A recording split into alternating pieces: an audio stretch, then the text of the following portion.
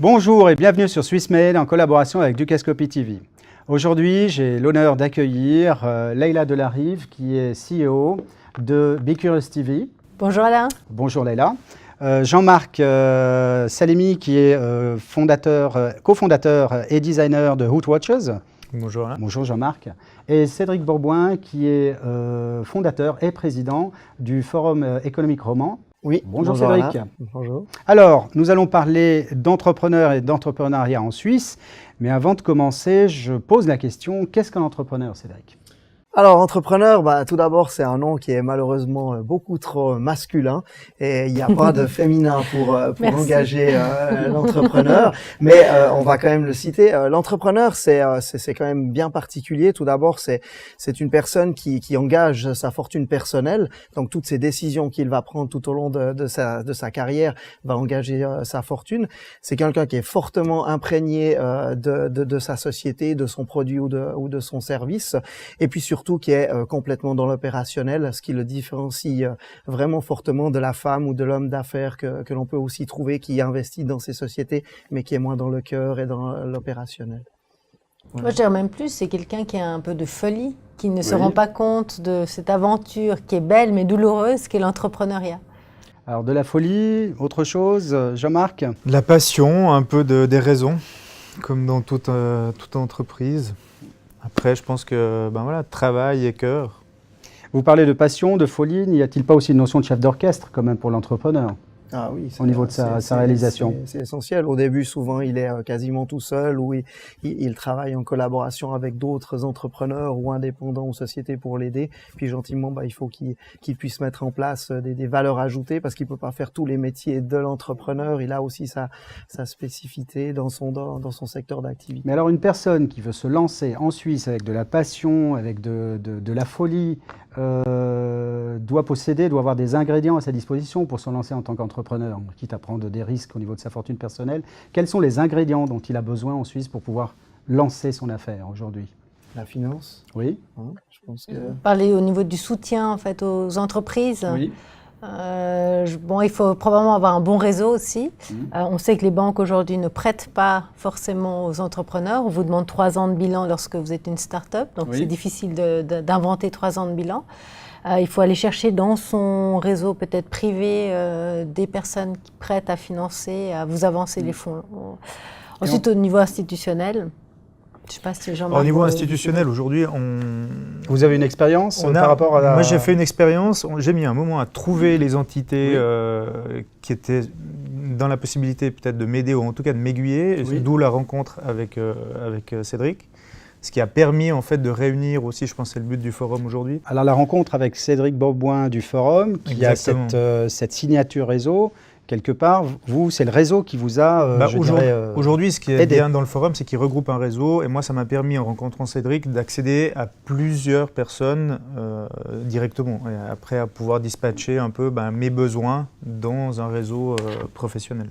Donc Cédric, au niveau de votre réseau et de cette signature forum, qui est votre nouvelle entité, comment vous vous positionnez, vous, au sein de ce réseau ? Quels sont les avantages, les inconvénients et comment ce réseau peut se positionner au sein du tissu économique suisse proprement dit ?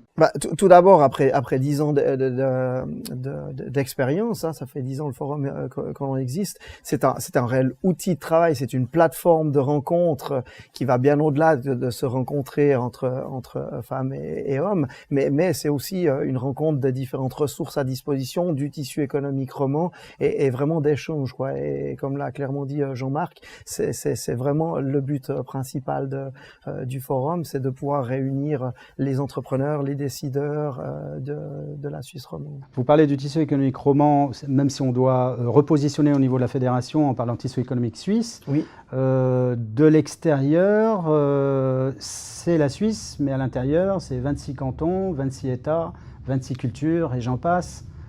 Ne serait-ce pas une difficulté finalement pour lier les personnes entre elles ? Moi je pense pas, je pense que précisément on est un modèle qu'il faut exporter. La Suisse est le modèle de réussite absolue en termes d'intégration et de diversité culturelle. Cette Suisse multiculturelle, on parle plein de langues. Depuis petit, on apprend l'allemand, l'anglais.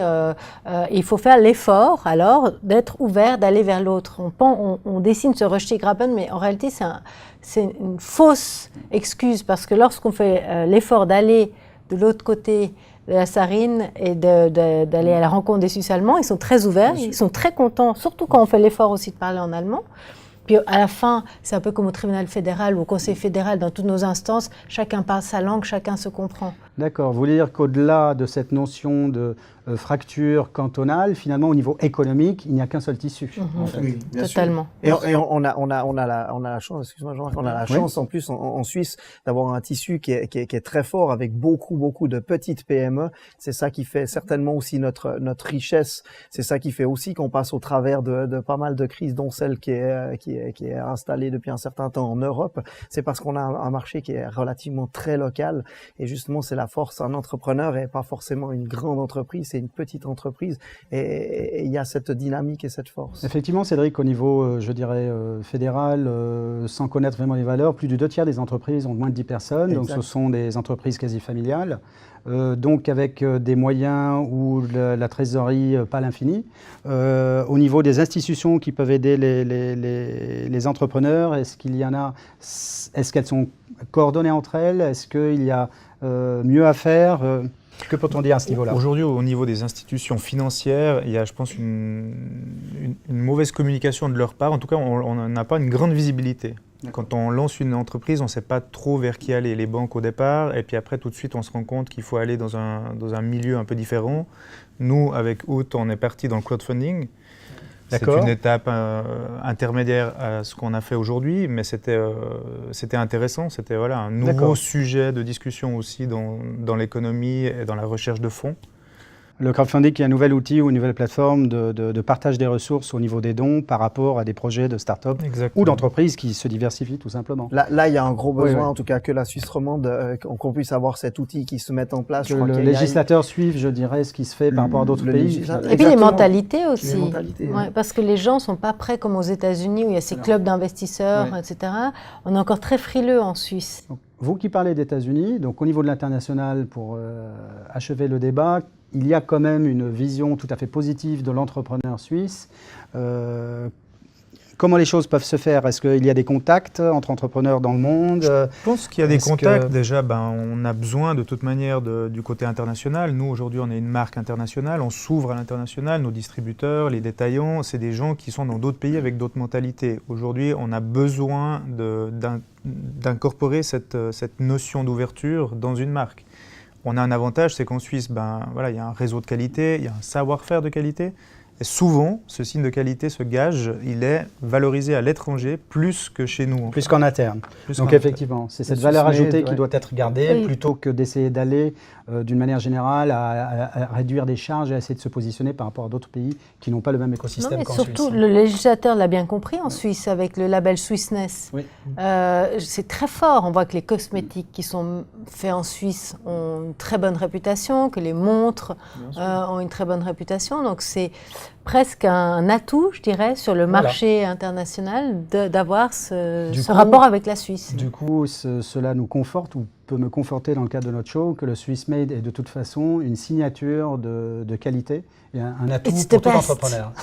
C'est une signature de qualité. C'est une signature de qualité. Tout à fait raison, et elle est reconnue, elle est de qualité, mais il faut continuer. On doit la travailler. On doit continuer à travailler pour la garder. Il n'y a pas beaucoup d'autres pays qui peuvent se vanter de ce Swiss Made ou de ce pays made, on va dire. Eh bien, je vous remercie. Nous arrivons à la fin de ce débat. Eh bien, vous étiez donc avec Leïla Delarive.